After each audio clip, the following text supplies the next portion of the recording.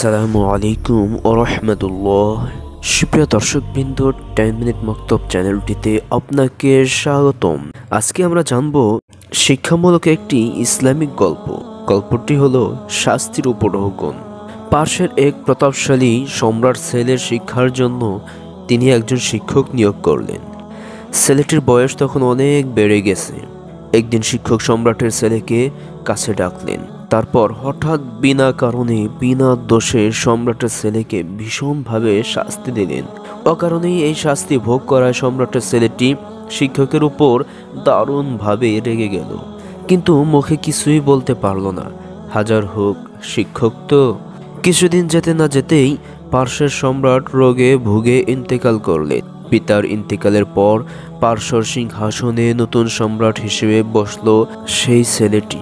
সম্রাটের আসনে বসে এবার সে তার শিক্ষককে ডাকল। যথাসময়ে শিক্ষক দরবারে এসে হাজির হলেন। পার্শ্বের নতুন সম্রাট তার শিক্ষককে জিজ্ঞেস করল, আপনি অমুক দিন আমাকে বিনা দোষে বিনা কারণে শাস্তি দিয়েছিলেন কেন? সম্রাট অপলক তাকিয়ে আছে শিক্ষকের দিকে।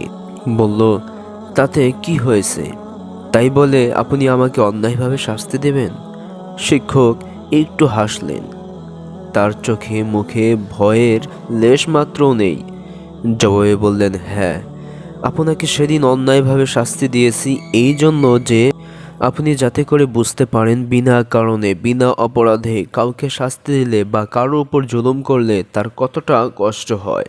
সেই কষ্টের স্বাদটা সেদিন আমি আপনাকে দিয়েছিলাম, যাতে করে আপনি বুঝতে পারেন মুসলিমের কষ্টটা কত বড় যন্ত্রণাদায়ক।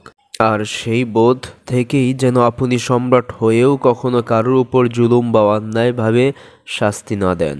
শিক্ষকের এই নৈতিক শিক্ষা দেওয়ার অভিনব কৌশল জেনে সম্রাট খুব খুশি হলো এবং শাস্তির পরিবর্তে অনেক মূল্যবান উপঢৌকন দিয়ে সততা তার শিক্ষককে অতি সম্মানের সাথে বিদায় জানালো। সুপ্রিয় ভিউয়ার, শিক্ষকের এই নৈতিক শিক্ষা আপনার কেমন লাগলো অবশ্যই কমেন্ট বক্সে জানাবেন। আর সাবস্ক্রাইব না করে থাকলে একটি সাবস্ক্রাইব করে আমাদের সাথেই থাকবেন। আসসালামু আলাইকুম ওয়া রাহমাতুল্লাহ।